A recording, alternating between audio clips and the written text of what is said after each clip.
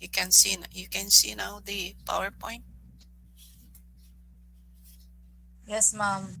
Okay, so let's go to the proteins first. So there are good sources of plant proteins. You can see here some of them are the asparagus, avocado, broccoli, beans, cauliflower, the chia seeds, the hemp seeds, the goji berries, the kale, the lentils, the quinoa, the potato, spinach, and so on. Oh, here are some of the beans source of proteins.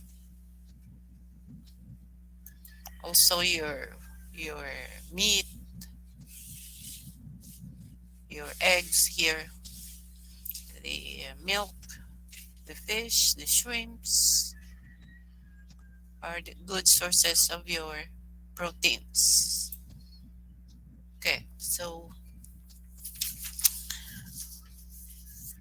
we will have a recitation for the semi-final.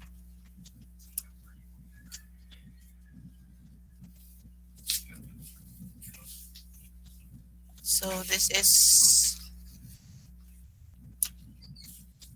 today is 4/28. Okay, so what are first we will discuss proteins. What are proteins?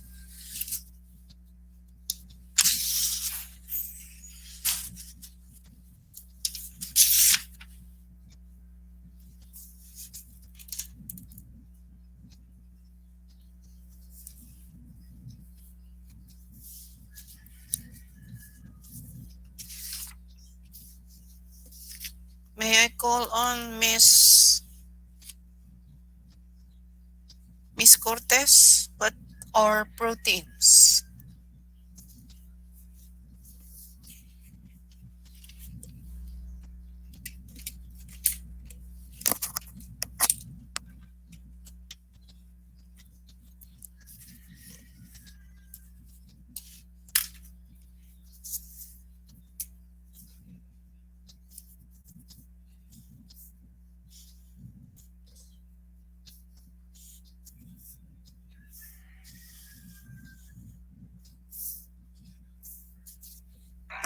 Ma'am, dito sa mga kuan, ma'am, kay Shopee daw kayo yung signal, ma'am. Okay.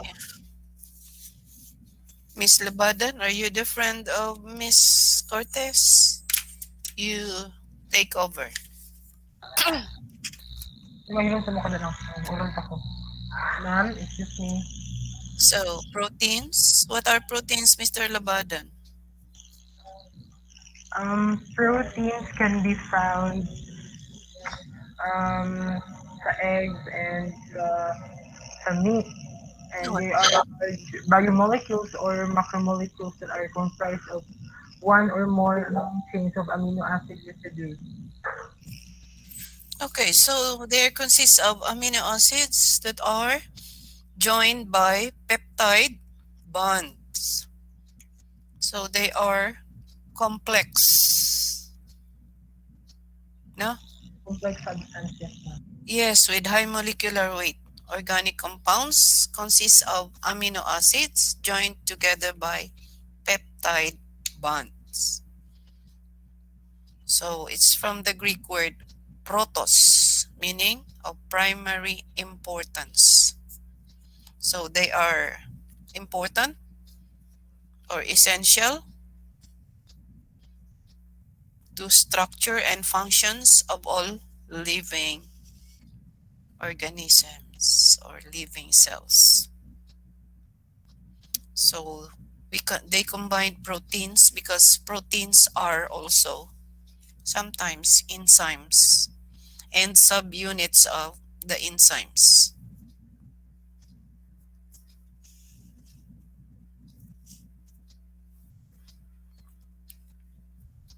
So what else? What are the other functions of proteins? Aside from being the structure because they are amino acids.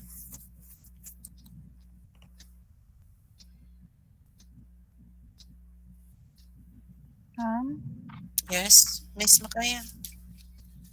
So, other proteins, but ma'am, they play structural or mechanical roles, such as those that from the struts and joints of the cytoskeleton. So, ato ang joints, they are mostly composed of proteins, and especially our muscles is high in protein content, and they serve as biological scaffolds for the mechanical integrity and tissue signaling functions. So, our proteins are, ma'am. Yes, go ahead. So our proteins are obtained from both the plant and animal sources. So in plants, they are stored in the form of Ali, allurone grains. That tapos in animals, they are present in the structural materials in the form of collagen, which is a type yes. of connective tissue. Mm. So The hair it is also in the found form sa of keratin, keratin. ma'am. Yes, Yes, ma'am. in the Sa hair, hairs. wool, hairs, feathers, and horns. Mm. Dayon, kuan pod siya ma'am, in a form of elastin, which is present sa tong epithelial connective tissues. Mm-hmm. It is also found in the form of casein, which is found in milk, Mm. and plasma proteins. Mm. Dato ang kuan present sa tong blood ma'am. So the Yes. casein, gelatin, heparin, and hemoglobin are the pharmaceutically important proteins from animal sources. Yes. Naara na din ha. Napanay kamot, nanguhit na ninyo. Okay, so since they are large molecules having molecular masses up to how many? 3 million, ma'am. Yes, 3 million. Kwarta pa lang na. Mayugyog kaayo. So the muscle proteins has a single amino acid chains. So the proteins titin or titin has a single amino acid chain which is 27,000 subunits long. So taas kayo. So, however, proteins masses are measured in kilodaltons.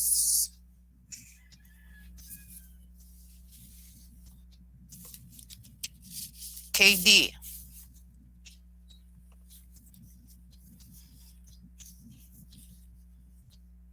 So, but shorter strings of amino acids are called the polypeptides. Peptides, or sometimes they are called the oligopeptides.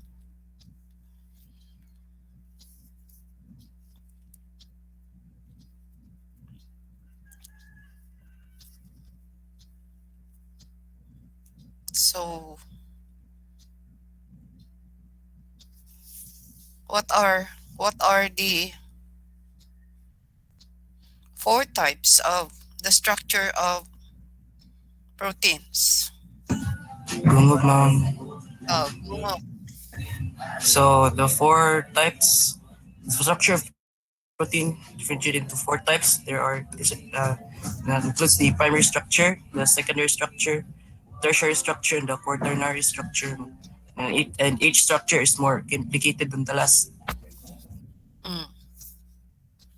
So they are the primary, secondary, tertiary, and the quaternary. So what are the differentiation of this four? How secondary structure differentiate from the primary structure?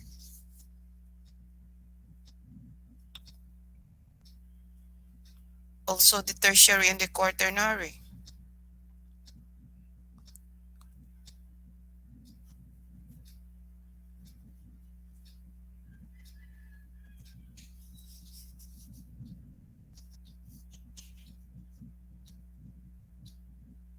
Miss Ibrahim? Yes, ma'am. Mm. primary structure have a amino acid sequence, and the secondary structure is high pattern. The substructure alpha helix and beta sheet or segment of chain that assume no stable shape, and So shape, no stable shape. So paiba-iba. Okay. is Then, is ma'am. Trinary structure, the overall shape of single protein molecule. And the fourth, quaternary structure is the shape or structure that result from the union of more than one protein molecule, ma'am. the tertiary. The quaternary structure, ma'am. What about the tertiary? The tertiary, ma'am, is the overall shape of a single protein molecule. The spatial relationship of the secondary structure modify to one another, ma'am.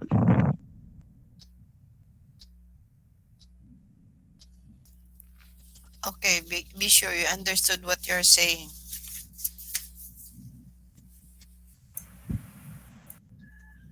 Okay, so there are important proteins here. This is only some of the proteins. There are many important proteins, but this is the most important that the book has emphasized here. So we have first the malt extract, which is the diastase or the malt extract. So what do you think is the source of this malt extract, Miss Abdul Bashir?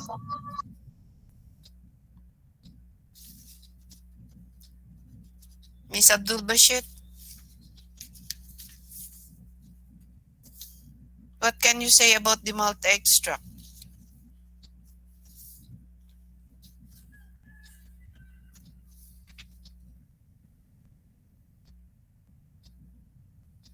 Are you there? Who can help Miss Bashir? Ma'am, putian, ma'am. Who? Putian, ma'am. Putian. Go ahead. So the first is malt extract, also known as diastase, or malt extract. It is from the grains of dry barley or the Hordeum vulgare from the family of Poaceae. The chemical constituent contains dextrin, maltose, some traces of glucose, and 8% of amylolytic enzyme diastase. The use of malt extract is for aid in digesting starch and producing bulk laxative malt.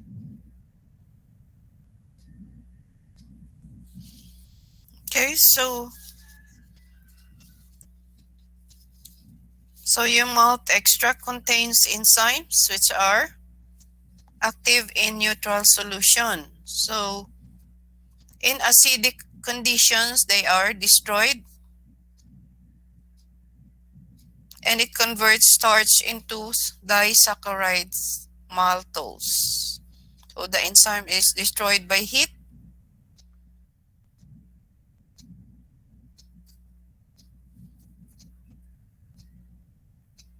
So they are also soluble in cold water and more readily in warm water. So aqueous solution will form flocculent precipitate on standing. So upon standing, it will partly precipitate.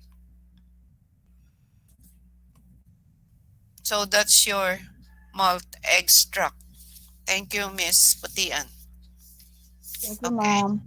What about the gelatin there?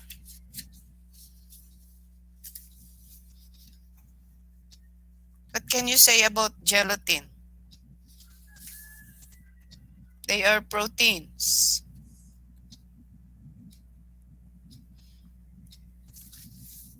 Miss Adaong?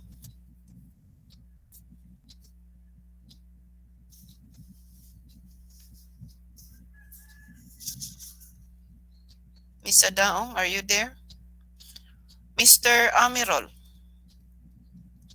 Yes, ma'am. what can you say about gelatin? Why is it Um, included here among proteins? so it is a protein considered as a protein derivative, which is obtained from evaporating an aqueous extract made from the bones, skins, and tendons of domestic animals, ma'am. Examples are the ox, the Bos taurus, and the sheep, called the Ovis aris, which belong to the family of Bovidae. Mm-hmm. So, So it is kuan from the bones mismo sa domestic animals. there are steps in the preparations? Yes, ma'am. So the process of manufacturing the gelatin varies from factory to factory. So muna ang general outline. So the raw materials needed are the bones, skins, tendons of the bovidians, which is collected and subjected to the liming process. So the liming process means that the raw material is subjected to what is known as the liming. In this process, the skins and tendons are steeped for 15 to 20 and sometimes for 40 days in a dilute milk of lime. So during this, By steep there, Mr. Amirol. kuan ma'am, tusno. Ay, Ihulong? yes ma'am, Okay. hulong din. Hulong ma'am for Hmm. 15 to 20 to 40 days. Tapos kuan in a dilute milk of lime. Tapos during this, the fleshy matter gets dissolved and the chondroproteins of the connective tissues gets removed and the fatty matter is saponified. So the animal skin is further thoroughly washed in running water. So ma-separate siya tanan. Okay. So in the next step is the defattying, which is in the case of the bones. So the material is properly ground and defatted in closed iron cylinders by treatment with organic solvents such as benzene. So ibutang siya sa cylindrical nga murag storage ma'am, tapos i-ground daan ang material dito. Then butangan og solvent nga such as benzene. So the mineral and the inorganic part of the bone can be removed by hydrochloric acid. So for the extraction, the treated material. So for the extraction, the treated material from the bones, skins, and tendons are boiled in water in open pans with perforated false bottom. So the Okay. process can also be carried out using under the reduced pressure.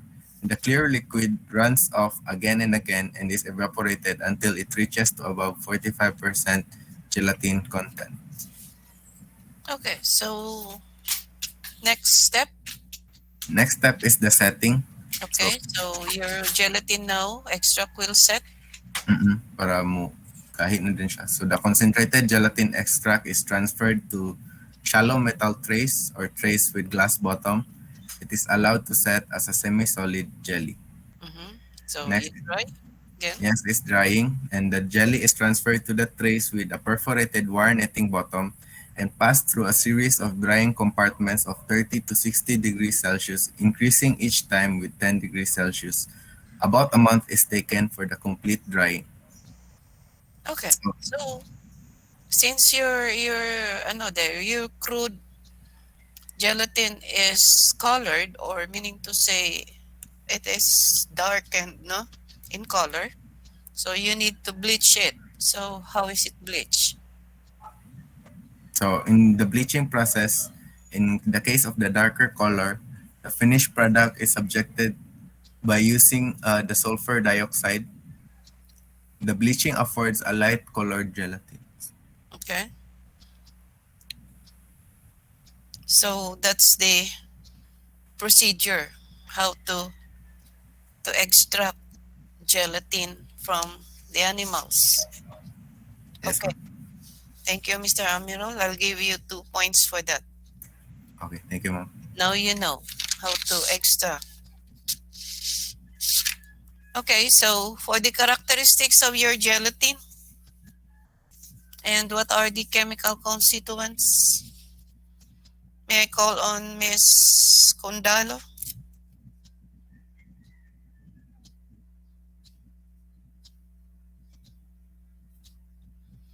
Miss Condalo. Wala, absent?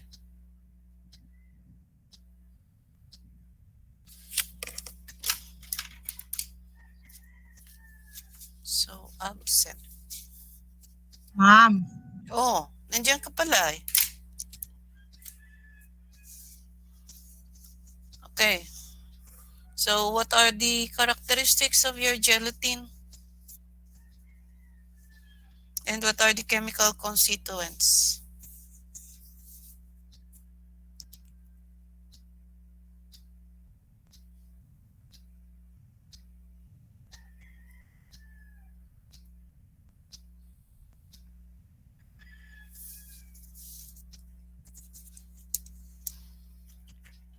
Ma'am, pasa ko, ma'am. Okay. Who can help Miss Kundalo? So, ma'am, Oh, Asom, go ahead. characteristics sa gelatin kay colorless or slightly yellow, transparent, brittle, practically odorless, tasteless, sheet flakes, or coarse granular powder. So, when you place it in water, It swells and absorbs 5 to 10 times its weight of water to form a gel in solution below 35 to 40 Celsius. okay. Then, Insoluble in cold water, an organic solvent, soluble in hot water, glycerol, acetic acid, and is amphoteric in dry condition. It is stable in air, but when moist or in solution, it is attacked by bacteria. The gelatinizing property of gelatin is reduced by boiling for a long time. oh, don't you know that this is a food, the food for bacteria? Nakalimutan man. Huh? Your Yes, agar? ma'am. Oh, your Pag gelatin. cultivate. Yes. So, wala pa mo'y bio, ay, it's not biochem. Micro? Mag-culture day, ma'am. Yes, sa culture. And even if it is exposed to the atmosphere, dali siya ma-attract sa bacteria. Okay, then go ahead, Miss Asum. The gelatinizing property of gelatin is reduced by boiling for a long time. The quality of So, gelatin. the more you boil it, the more it becomes thin, no? Yes. Oh, reduce ang iyang gelatinizing property. So, the quality of gelatin is determined on the basis of its jelly strength with the help of Bloom gelometer. Jelly strength is used in the preparation of suppositories and pizarris. Okay, so it helps in the other preparations like the suppositories and the pizarris. So it gives structure, no, and strength to your suppositories and pizarris. Okay, commercially there are two types of gelatin. Okay, what are they? Type A has an isoelectric Differentiate point. A from B. Sa A kay ma'am kay isoelectric point between pH 7 and 9. It incompatible with anionic compounds such as acacia, agar, and tragacanth. Ang type B ma'am kay 4.7 and 5, and it is used anionic mixtures. Gelatin is colored with certified color for manufacturing capsules or for coating tablets. It may contain various additives. Okay, so that's the truth there, no? So in pharmaceutical preparations, they are used as capsules. They are used as emulsifying agents. They are used as thickening agents. They as binders. Tanan na lang, no? But then your assignment, Miss Asu, kindly find out how would you prepare gelatin A type gelatin type A and from gelatin type B. Yeah, okay, ma'am. Which one is prepared by acidic medium and one is which one is prepared by alkali medium. Okay. So the chemical constituents, Miss Asu? Ang chemical constituents, ma'am, kay glycerin, alanine, valine, leucine, isoleucine, cysteine, and cysteine, methionine, tyrosine, aspartic acid, glumatic acid, arginine, glycerin, and histidine. So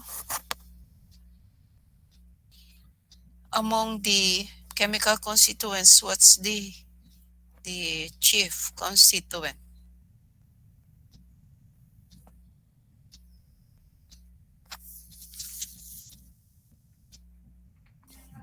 Histidine, ma'am. Ano yung pinakataas na percentage? Glycerin, ma'am. It's not glycerin. It's glycine. Glycine din, glycine. 25.5%. So it is the highest percentage among the constituents. So the gelatinizing compound of the gelatin is called the chondrine. Chondrine. Okay, so the adhesive compound is what you call the Presence of gluten, ma'am. Oh, so there is gluten in gelatin. So, maunang pwede siya magamit na pang pilit, no? Pang paste. Because of the gluten. Okay, so thank you, Miss Asum.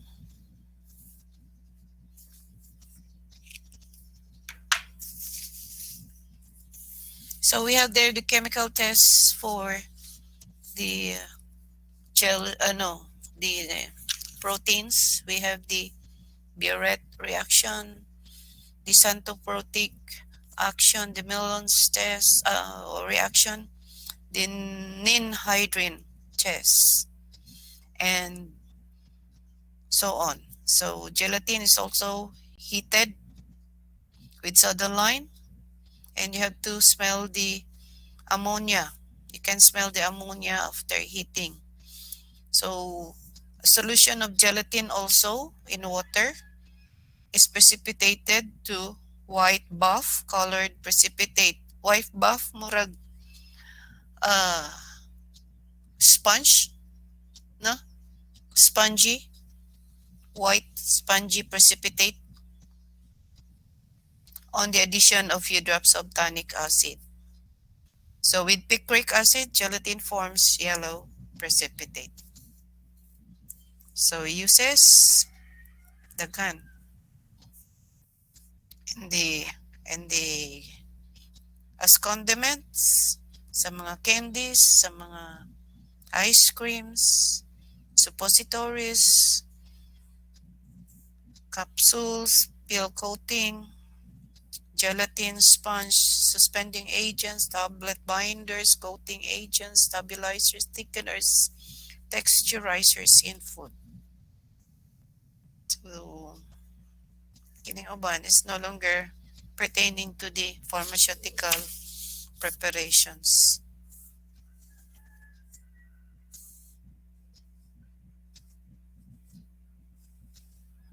So next is the casein. Lim, ma'am. Oh, Lim, go ahead. So, kasin kay ang source niya kay stomach. Excuse me, Mr. Lim. Yes, ma'am. Today, those who will recite today, I will give 2 points for each. Okay, go ahead, Mr. Lim. Okay, so ang kasin kay ma-obtain sa stomach sa calves ka ng mga baby cow, mao ba na ma'am no? Yes. Ang baby cow. Then it is extracted from the proteins of the milk. In the milk, kasin is structured in voluminous globules. So ang globules kay mao nay responsible for the white color of the milk.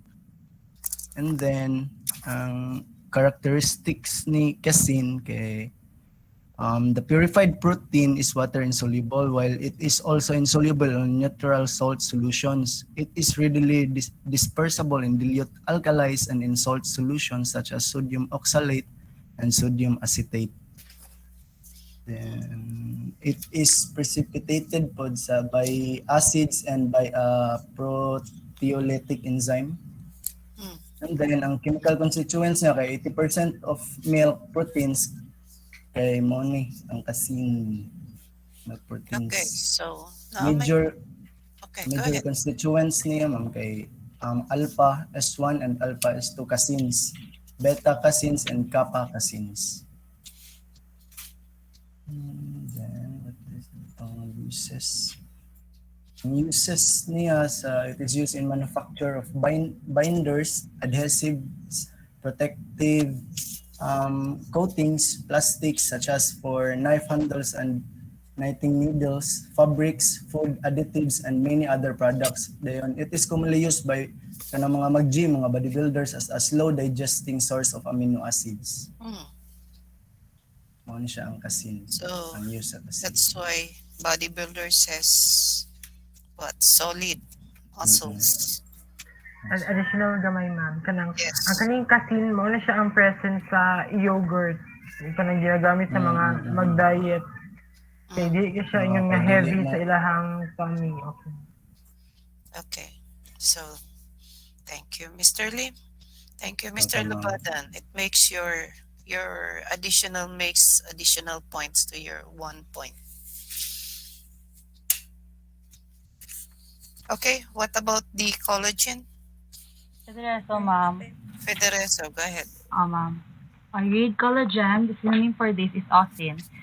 Its biological source, it is a protein which consists of major portion of white fibers in connective tissues of the animal body, specifically form the tendon, skin, bones, and teeth.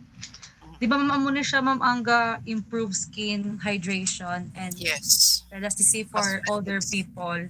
Cosmetics. Oo, ma'am. It aids So- in the reducing wrinkles. Oo. Mm. Tapos, iyang characteristic, ang iyang chemical constituents are glycine and proline. These are the important amino acids in the central core of the triple helical molecule of collagen. It can be differentiated from other accompanying fibrous proteins like elastin and reticulin.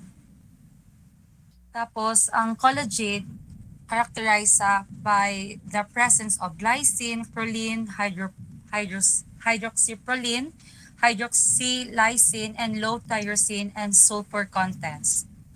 Ang iya uses kay mao to, it is used in the preparation of sutures as a gel in food casings in photographic emulsions. So mo ni siya ang improve skin hydration kag elasticity for older people to Okay. help lessen the wrinkles. Okay. Collagen. Very good. Thank you, ma'am. Okay, for the last, we still have the last.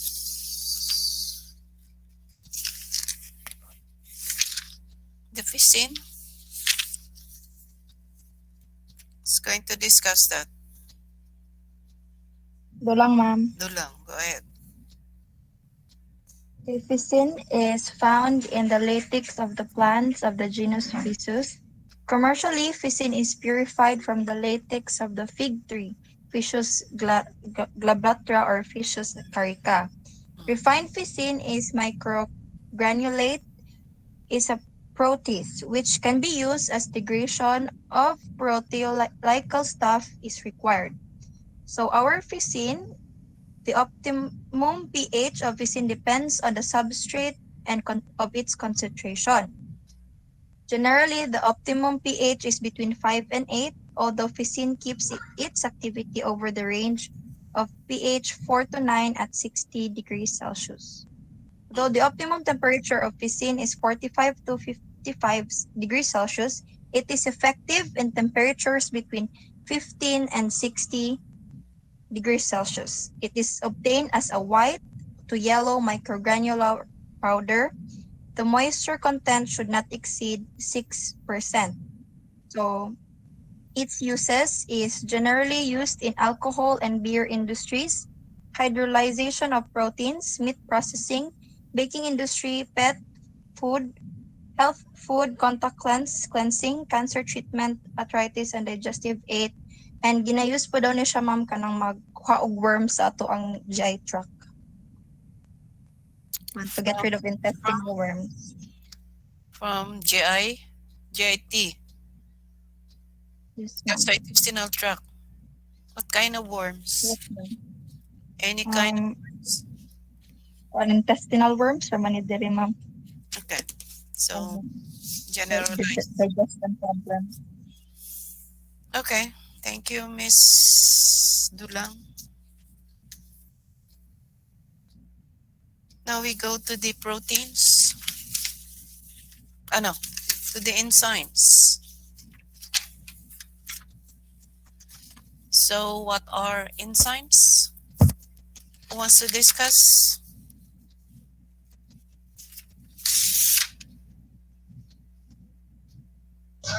Ma'am, Segovia.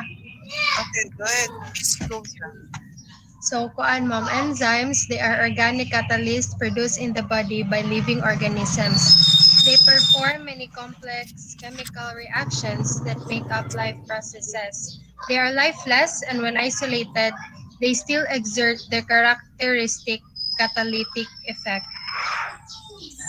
They are also colloids, ma'am, soluble in water and dilute alcohol, but are precipitated by concentrated alcohol. And most enzymes, they act best at temperatures between 35 and 40 degrees Celsius. Temperatures above 65 degrees Celsius, especially in the presence of moisture, destroy them, whereas their activity is negligible at 0 degrees Celsius. So the enzymes... Excuse me, Miss Segovia. Can you Ma'am? find a place where you Sabah? Ay, Sabah, di ka. Hilom mo sa sila, Hilom sa akin, paghilom sa... Paghilom ba? Ma'am. No. Sorry kayo, Sabah kayo kung pag-umangkon. You cannot start doing that. So you have to transfer your location next time. Yes, ma'am. Sorry, ma'am. Okay. Go ahead. So ma'am, the enzymes are proteins having molecular weight from about 13,000 to 8,040,000. At present, they are divided according to their action by a complex system established by the Commission on Enzymes of the International Union of Biochemistry. So they are found in combination with inorganic or organic substances that have an important part in the catalytic action. They are also obtained, ma'am, from plant and animal cells, and many have been purified. Ma'am. They are also used as therapeutic agents and as controlling factors in certain chemical reactions in industry.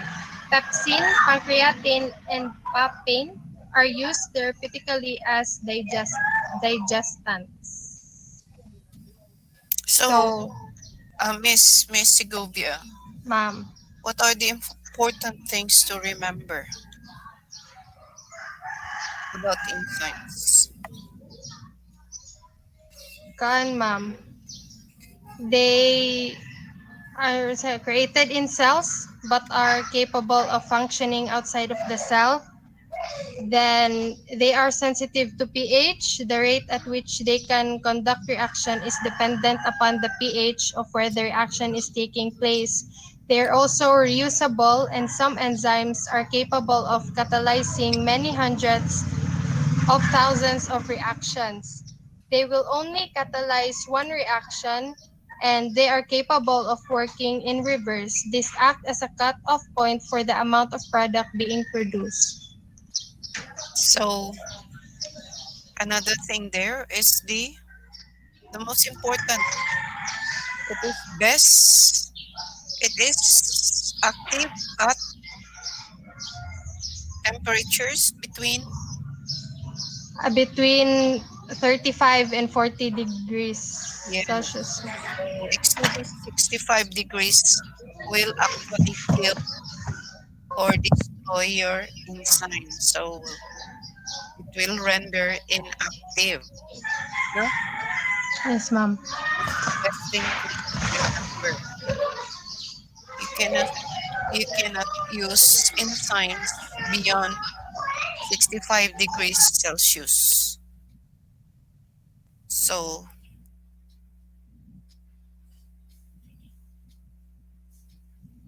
so what are now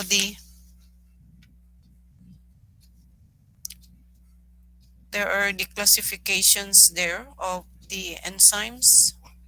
You already enumerated this?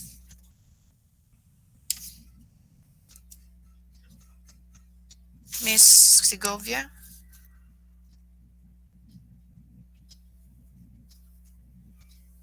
Ma'am? So you have already enumerated the classification of enzymes? Wala pa, ma'am. Okay. What are they?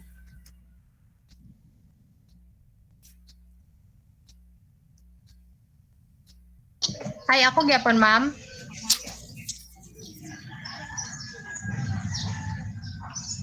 Ma'am? Yes, go ahead. Ay, okay. So the classification of enzymes are this oxidorreductases.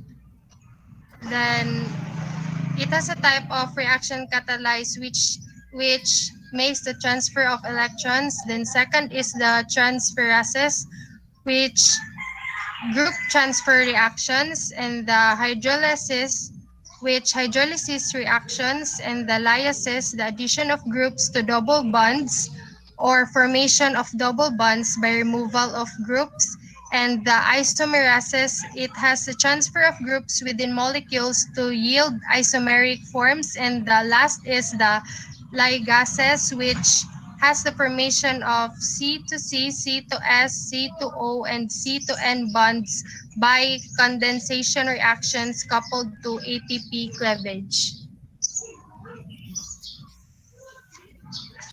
Okay. Thank you, Miss Segovia.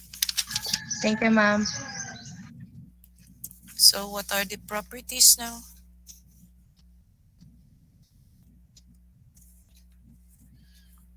Properties of enzymes, they are sensitive to heat, of course, no? So they are denatured by excess heat or cold. So they are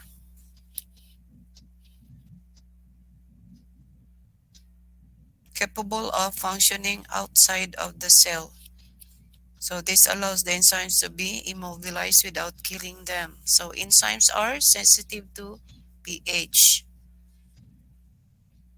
So if sensitive, asa man ang action?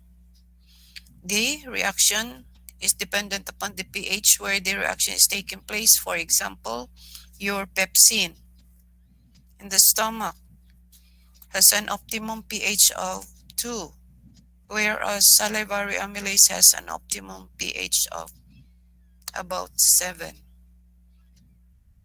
So, mas acidic ang pepsin kumpara sa amylase, the salivary. So enzymes are reusable, and some enzymes are capable of catalyzing hundreds of thousands of reactions.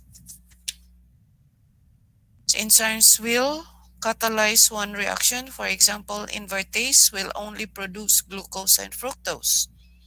When a glucose solution is passed over beads of enzymes. Isa ra gyud. Then enzymes are capable of working in reverse. So this acts as a cut-off point for the amount of products being produced. So if there are excess reactants, the reaction will keep going and be reversed so that there is no overload or build-up of the product. So for the first example there of your enzyme, who wants to discuss this?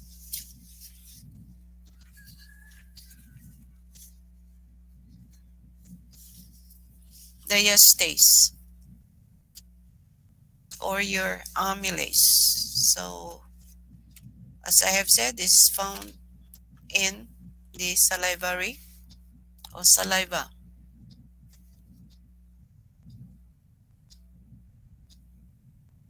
Oh, no one would like to volunteer? I will call. Miss Panganting.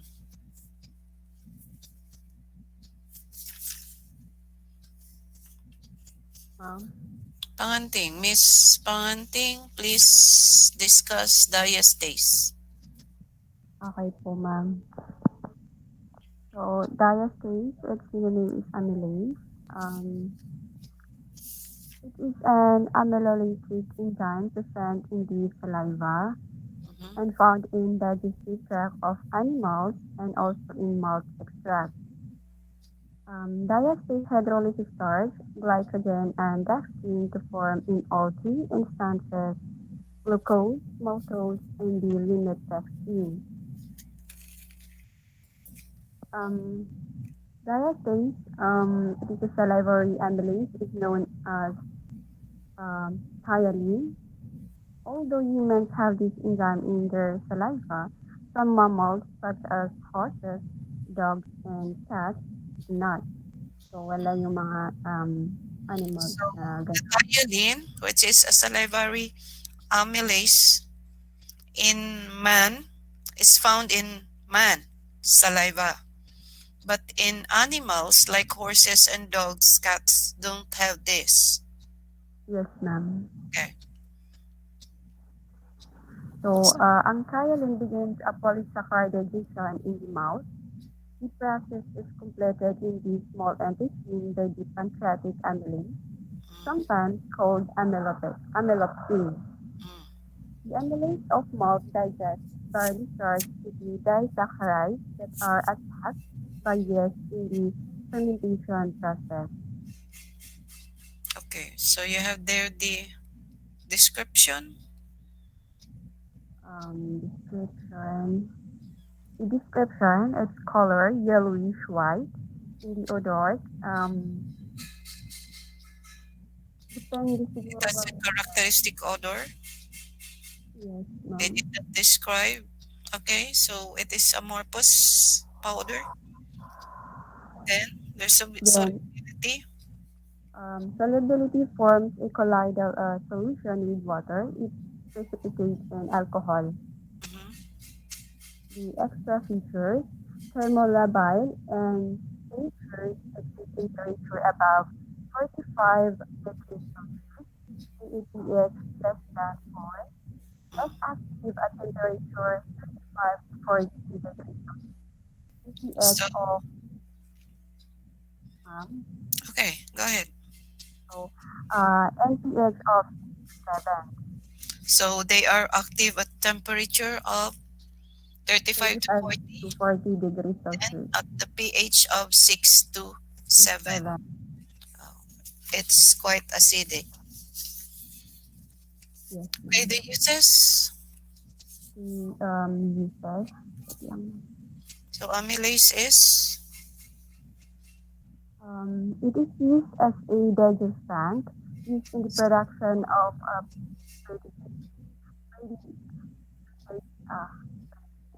pre-digested starch foods, and also for the conversion of starch to fermentable sugars fermentation. Okay, so they are usually used as digestants.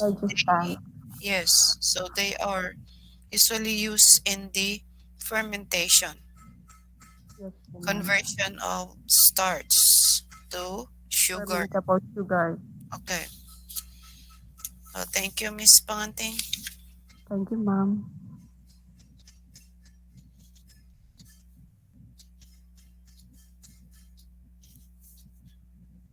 For the next enzyme, which is pepsin. Simanya, ma'am. Simanya, go ahead. Pepsin is an enzyme prepared from the mucous membrane of the stomach of various animals like pig, sheep, or calf. The commonly used species of pig is Susa rufialin, belonging to family Suidae. Continue pa sa stomach, ma'am. Stomach? So, come again?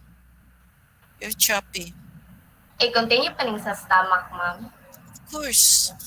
The stomach. You have to explain the whole thing about pepsin. The stomach consists of an outer muscular layer and an inner mucous layer. The inner surface is covered with a single layer of epithelial cells, which also lines the pits present on them. The pits are about...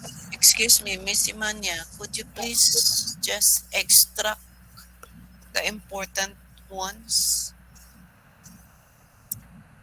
What you're doing is reading the whole thing.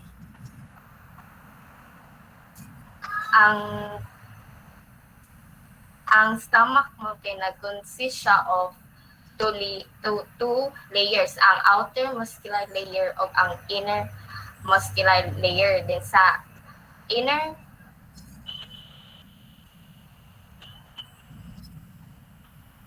to siya.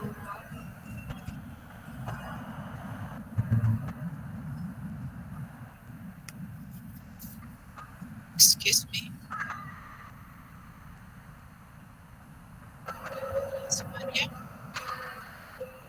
Yes, ma'am. You want to continue? Ay, ako na ikuan sa uban, ma'am. Okay. I'll give you 1 point.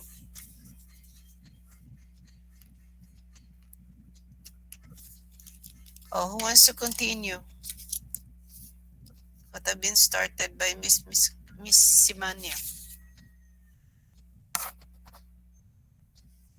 Volunteer? Miss Umpa.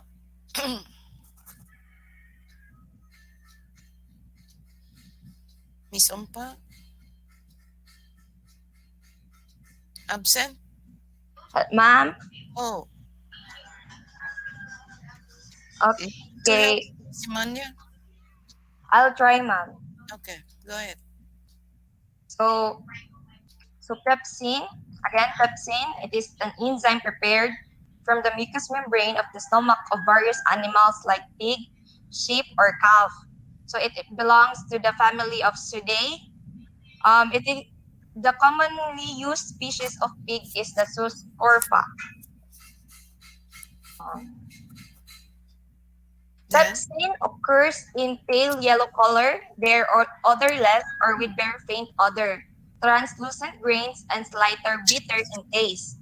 It is soluble in dilute acids, water, and physiological salt solution. It is best active at a temperature of 40 degrees Celsius with pH of 2 to 4. Pepsin is unstable above pH 6. The enzyme gets denatured at the temperature of 70 degrees Celsius and in the presence of alcohol and sodium chloride. So pepsin can be stored for 1 to 2 years at 2 to 8 degrees Celsius. So the use of pepsin is used as deficiency of gastric secretion. It is used in laboratory analysis of various proteins, in preparation of cheese and other protein-containing foods. Okay, so that's the explanation. So how is it prepared, Miss Umpa, again? It is So prepared. the preparation, the mucous membrane is separated from the stomach either by the process of stripping or it is scraped off. Yes. Panitan. Or scraping off. Oh, yes, ma'am. So Then, it is placed in acidified water for autolysis at 37 degrees Celsius for 2 hours. So For i-place 2 mo siya sa acidified water ang mucous membrane niya, ma'am, okay. for 2 hours. After So, the autolysis, what, ma'am? so after Autolysis, what happened now? The liquid is obtained. makuha ng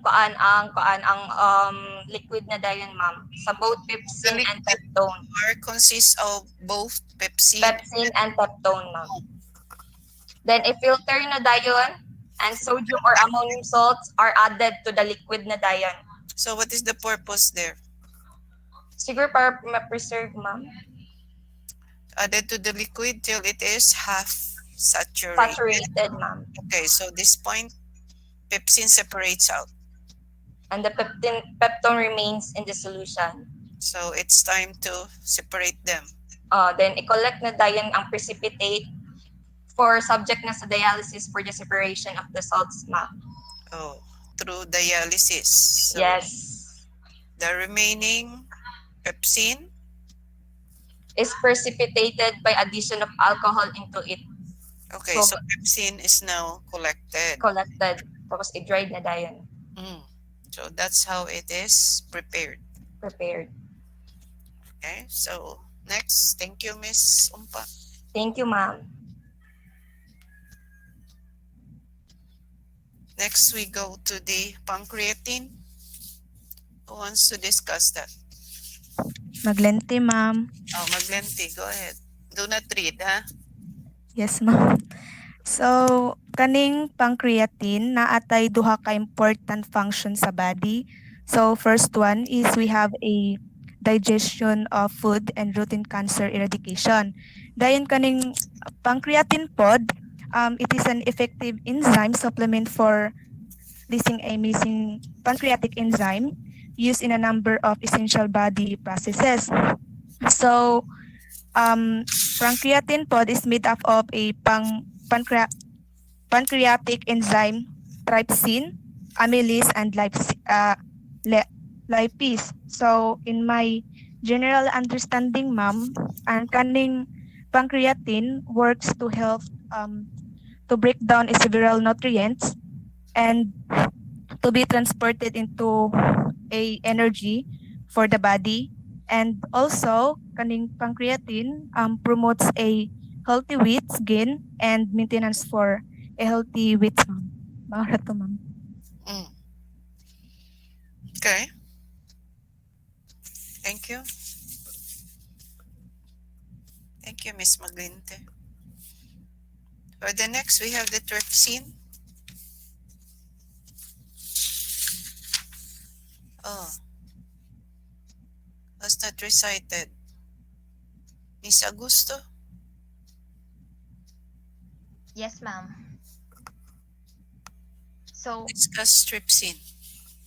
So, trypsin is a proteolytic enzyme produced by ox pancreas, both taurus belonging to the family Bovidae.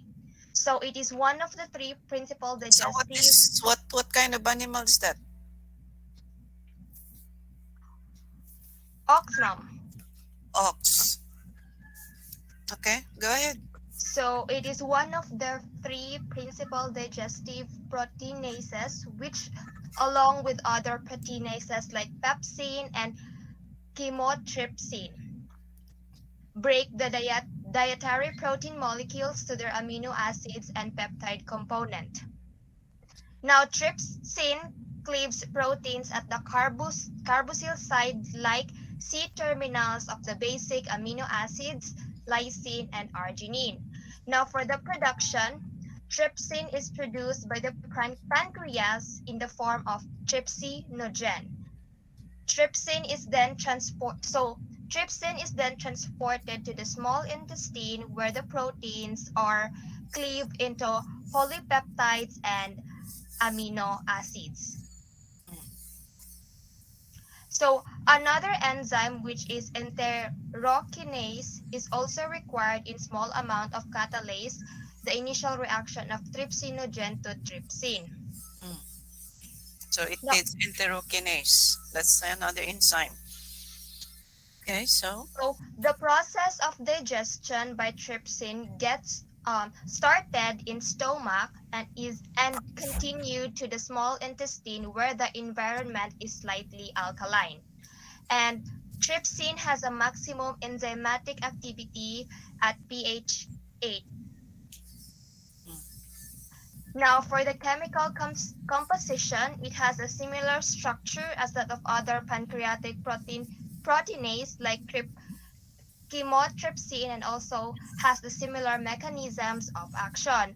They only differ in their specificity, as trypsin is an active agent, active against peptide bonds in protein molecules that have carboxyl groups donated by amino acids like the arginine and lysine, whereas chymotrypsin are active against the carboxyl group denoted by tyrosine, phenylalanine, tryptophan, methionine, and leucine. Now, for the uses, in a tissue culture lab, trypsin is used to resuspend cells adherent to the petri dish wall during the process of harvesting cell. It is also used to harvest corn and oats. So trypsin is vital in a cow's diet. Without it, they will not be able to digest the grass they eat.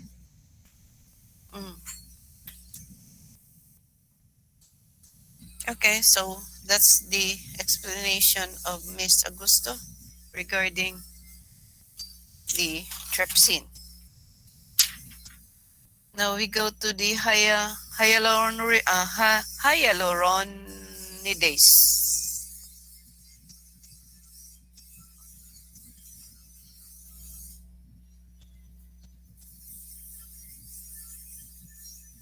Miss Gandawale, may I hear your voice?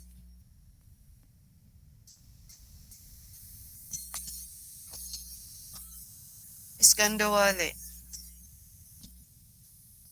Absent?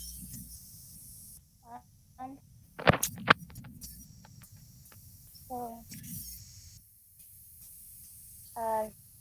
the synonyms of the hyaluronidase is spreading factor or hyalase. Hyalase. Hyalase. The biological source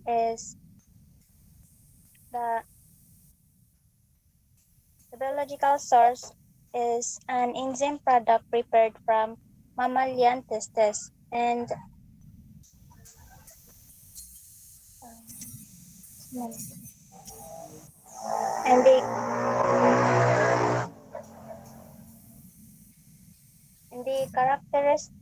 the characteristics is enzyme is found in type 2 pneumococci, hemolytic streptococci,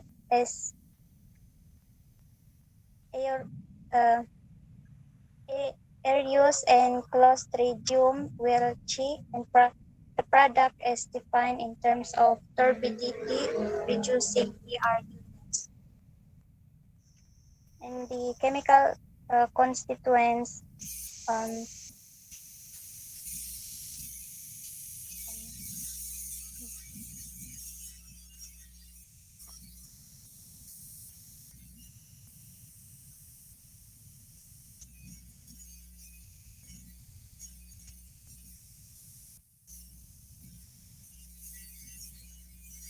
What happened now?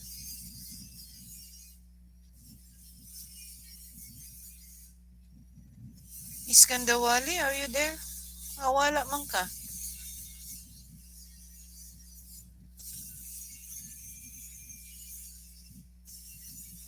So they are a group of enzymes.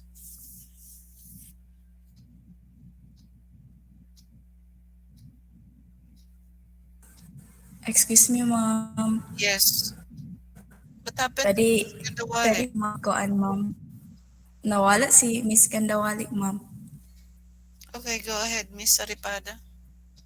So, hyaluronidase are a group of enzymes such as 4-glycanohydrolase, hyaluronate, 3-glycanohydrolase, and hyaluronate lyase. They are mucopeptides composed of alternativing and acetylglucosamine and glucuronic acid residues. Hyaluronidases catalyze the breakdown of hyaluronic acid. Its uses is for injection it is used for injection used in the conditions of hypodermolysis. It is used as a spreading and diffusing agent. It promotes diffusion, absorption, and reabsorption. So kaning hyaluronidase, ma'am, kay isa siya ka enzyme that breaks down hyaluronic acid. It has long been used to increase the absorption of drugs into tissue and to reduce tissue damage in the cases of extravasation of a drug. So, kung ano siya, ma'am, isa na siya ka alternative sa IV infusion therapy. So that's why it is used as spreading and diffusing agent. Yes, ma'am. So, with the increasing popularity of hyaluronic acid filler, ma'am, kay ang hyaluronidase kay isa na siya ka himo siya nga essential drug for the correction of complications and unsatisfactory results after filler injection. Then once mag-perform o procedure sa katong hyaluronic acid filler, ang hyaluronidase kay required siya. So in order for hyaluronidase nga ma-dissolve ang hyaluronic acid filler, so kailangan siya interact with its binding sites with the hyaluronic acid. Yes. That's right. Okay, thank you, Miss Saripada. So the next one, we have the urokinase enzyme. Again, volunteer. We will finish this out. So we still have how many? 1, 2, 3, 4.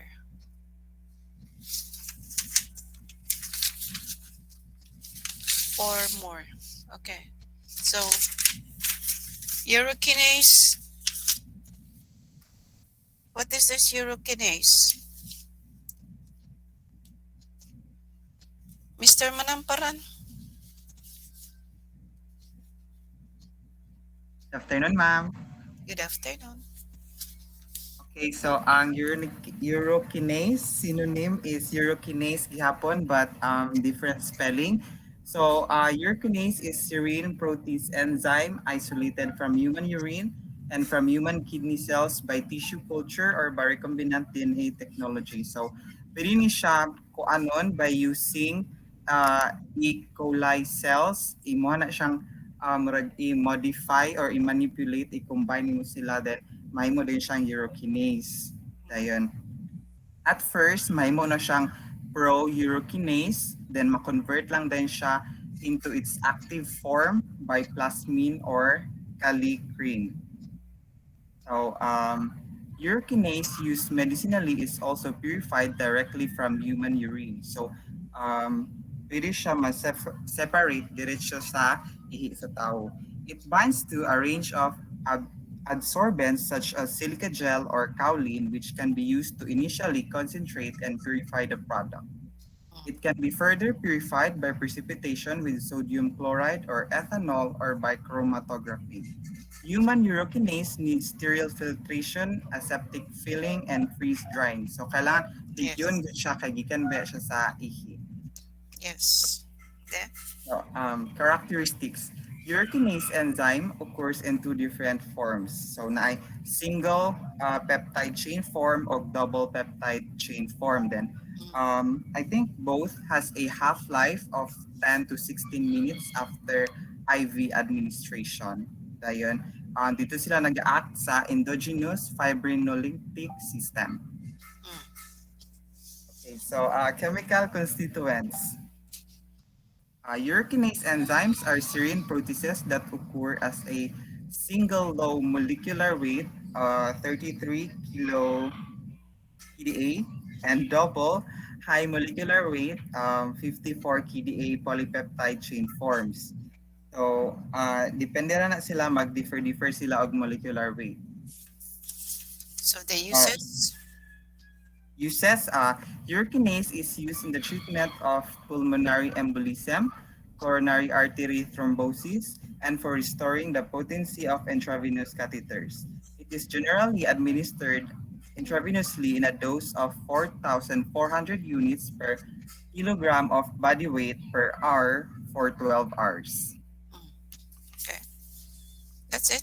Thank you, Mr. Manamparan. Thank you, ma'am. Next, we have the streptokinase. Kapisnan, ma'am. Kapisnon, go ahead.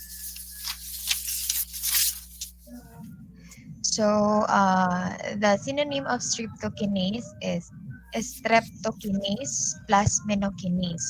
So, the biological source of this is a purified bacteria protein produced from the strains of group C beta hemolytic S gracius. So in the preparation of streptokinase, the bacterial is derived enzymes of serine protease group. So the ancestral protease activity lies within the first 230 amino acid residues. At the end terminal part of the protein that evolves from serine protease due to the replacement of histamine at 50th amino acid by glycine.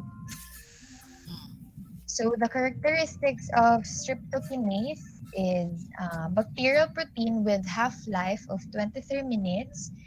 So it's anisoylated plasminogen activator complex, has a higher half-life of 6 hours. And the chemical constituents is the purified bacterial protein with about 484 amino acid residues. Okay. The uses of streptokinase is first available agent for dissolving blood clots. It binds to plasminogen in a 1:1 ratio and changes molecular conformation. So the complex form becomes an active enzyme and promotes the activity of fibrinolytic enzyme plasmin. So the plasmin breaks fibrin clots.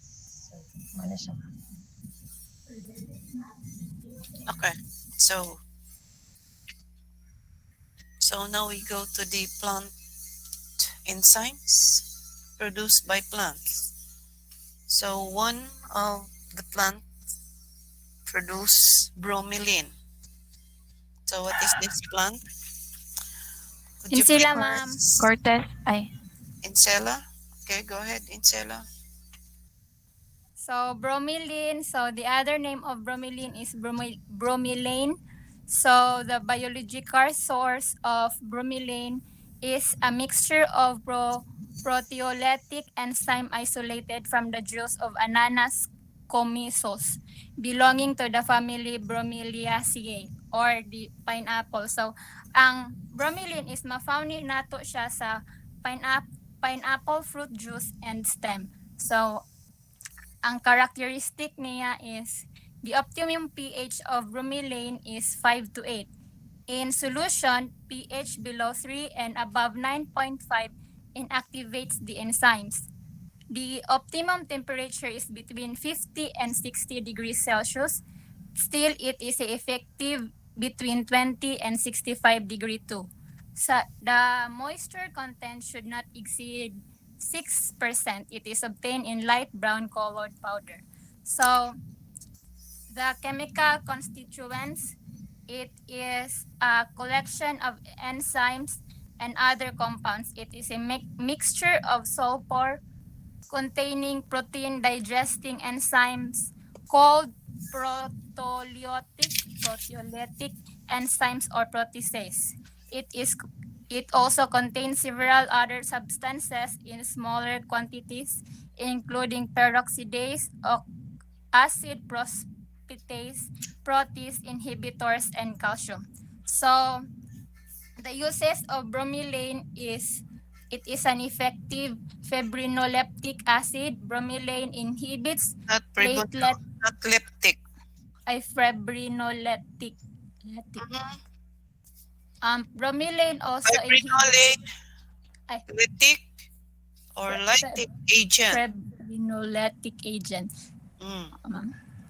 So bromelain inhibits platelet aggregation and seems to have both direct as well as indirect action involving other enzymes system in exerting its anti-inflammatory effect. So it is also an antibiotic potentiation. So the primary use. What do you mean by that? Antibiotic potentiation. Antibiotic potentiation.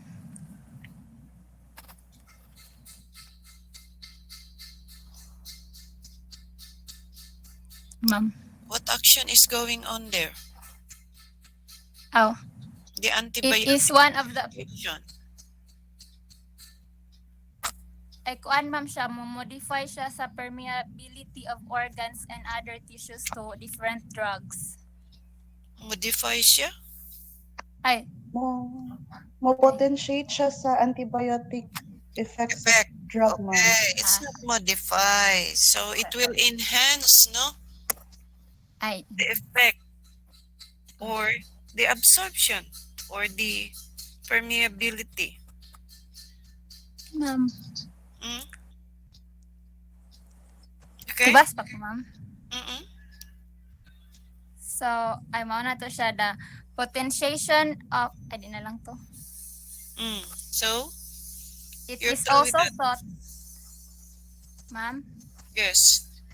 So it is also thought that the use of bromelain may provide a similar access to specific and non-specific components of the immune system, so therefore enhancing the body's utilization of its own healing resources.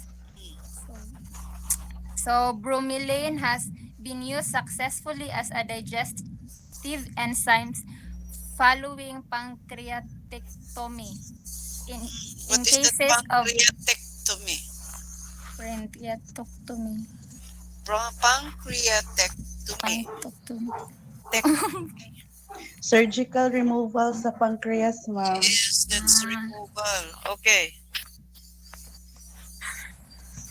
Okay, so next. So research had been indicated that bromelain prevents or minimizes the severity of anginae, pectoris, and transient ischemic attacks. It is useful in the prevention and treatment of thrombosis and thrombophlebitis. If administered for prolonged time periods, bromelain also exerts an antihypertensive effect in experimental animals. It may even be useful in the treatment of AIDS to stop the spread of HIV. It has no major side effect except for possible allergic reaction. Okay, so have you seen the advertisement sa pineapple juice, Del Monte, di ba? Unsa pa din ha? It's good for the heart. pa na ilan na ay mga usa pa na ilang pang advertise din ha about Sa kuan ma'am murag digestive. about pineapple. Pampapayat, ma'am. Payat. So, anti-obesity o what do you mean by that? So if unsa ka og dako ka nga tawo, mugamay ka, what? Or it will reduce your fats. Reduce fats, ma'am. With proper exercise and diet. So asa nimo na naton an Mr. Antonio? Sa TV, ma'am. Ano ilang advertisement, ma'am. Abi na kog tuwa dito sa Dole. Dili, ma'am. Advertisement. Okay. So, would you like to take Siratu Peptidase, Mr. Antonio? Yes, ma'am. Okay, go ahead. So, Cerathiopeptidase, its synonym is serapeptase or Cerathiopeptidase. And its source is from the enterobacteria called Serratia P15. Also, can be produced in silk moth in its larval form. So, it's a chemical constituent. So, Cerathiopeptidase is the chemical constituent. It is composed of proteolytic enzyme of protease type 16. So the preparation contains 7.1 units of per kilogram of solid. Then its uses is anti-inflammatory. So it eliminates inflammatory edema and swelling. Then accelerate the liquefaction of pus in sputum. So pampa-flow do sa nanaog phlegma. Then enhance the action of antibodies. So therefore, enhances the healing effect, fast wound healing agent of the body. And then it is proving to be superior alternative to non-steroidal anti-inflammatory drugs. Also used to treat rheumatoid arthritis and osteoarthritis. It has wide-ranging applications in trauma surgery, plastic surgery, respiratory medicine, obstetric and gynecology. Okay. So good, Mr. Antonio. Thank you, ma'am. Thank you. So who would like to take the last one?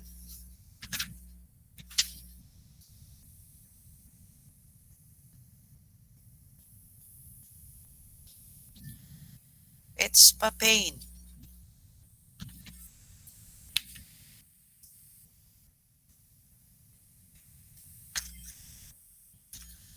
So your papain from your papaya?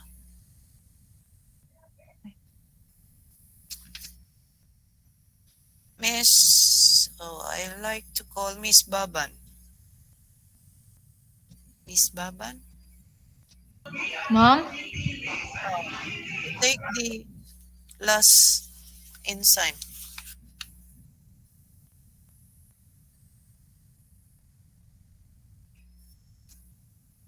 Papain.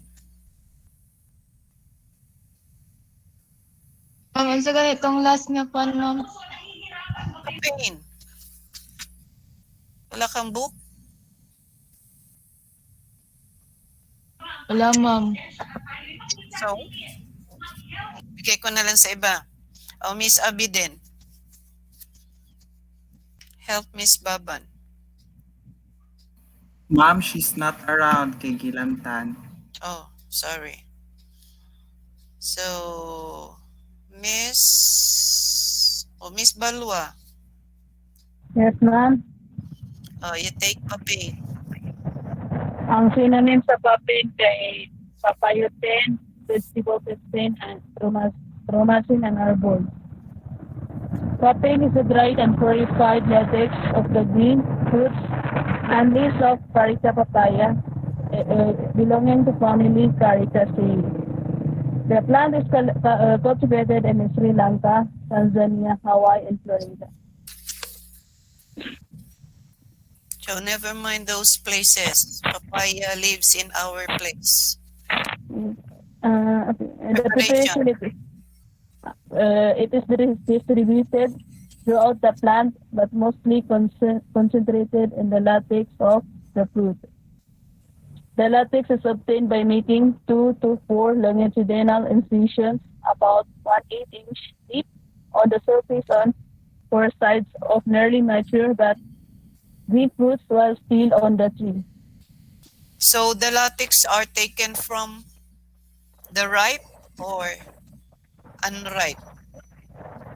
Kanang kwan. Ripe, ma'am. Ripe. Usually, ripe fruits does not produce latex. It's from the unripe. Katong hilaw. Okay. Go ahead. The incisions are made early in the morning at intervals of 3 to 7 days. The latex flows freely for a few seconds but soon coagulates. The exudate is collected in non-metallic containers. The latex is dried as soon as possible after collection. Rapid drying or exposure to sun or higher temperature above 38 degrees Celsius produce dark color product with weak and proteolytic activity. The use of artificial heat yields the better grade of crude papain. The final product should be creamy white and friable. It is sold in airtight containers to prevent loss of activity. 15% common salt and 1% solution of formaldehyde is added before drying. The product retains its activity for many months. Fully grown fruits give more latex of high enzyme potency than smaller or immature fruits. The yield of papain varies from 20 to 250 grams per tree. The yield of commercial papain from latex is about 20%. The characteristics of papain. Never mind the characteristics. We are familiar with that. Okay. So chemical constituents. Papain contains several enzymes such as proteolytic enzymes peptidase. 1. Capable of converting proteins into dipeptides and polypeptides, thymine-like enzyme, clotting enzyme similar to peptidase and enzyme having a friable activity in fats.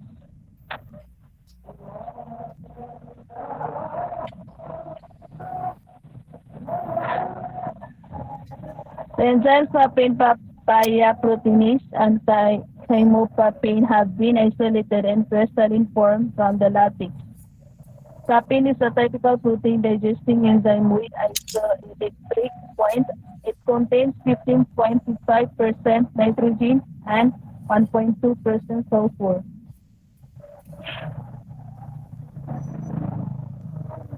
Okay, go to the uses.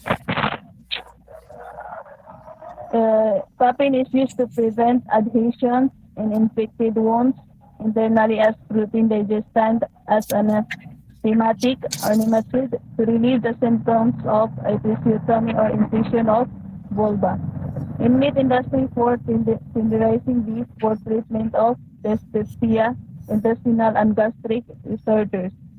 Anidipepteria for dissolving the diphtheria membrane. In surgery to reduce incidence of blood clots where thromboplasma is undesirable for local treatment of buccal, pharyngeal, and laryngeal disorders.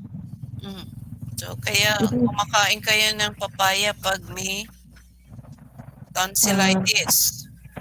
Yes, ma'am. Oh. It is used in digestive mixtures, liver tonics for reducing enlarged tonsils, in prevention of postoperative adhesions, carbuncles, and scarbornes. It is an allergic agent causing severe paroxysmal cough, vasomotor rhinitis, and dyspnea. It is a powerful poison when injected intravenously. In the industry, it is used in the manufacture of proteolytic preparations of meat, liver, and extrasin with dilute alcohol and lactic acid as meat tenderizer as a substitute for granite in manufacture and brewing industry for making chill-proof beer, for determining natural milk in preparation of toothpaste and cosmetics, in tanning industry for bathing skin and hides, and as an ingredient in cleansing solutions for soft contact lenses. Okay, so maraming gamit yung latex ng papaya. So that's all for the chapter. Let's have another quiz next meeting. Or shall we finish the fibers, sutures?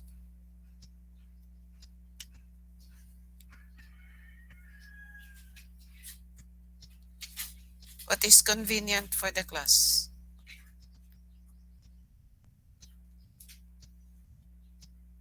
You'll have a quiz tomorrow? Or we will take up fibers and sutures tomorrow?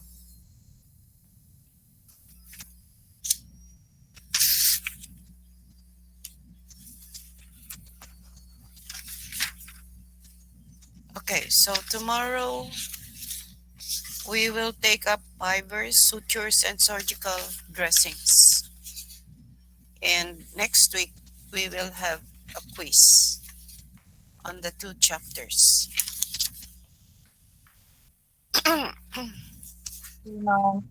Okay. So let us pray.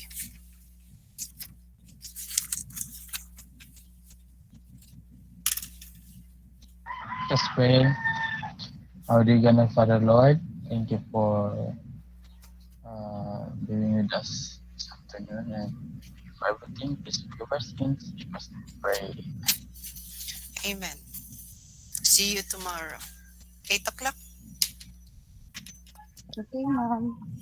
Yeah. Thank you, ma'am. Bye-bye. Bye. Bye, ma'am. Thank you. Bye.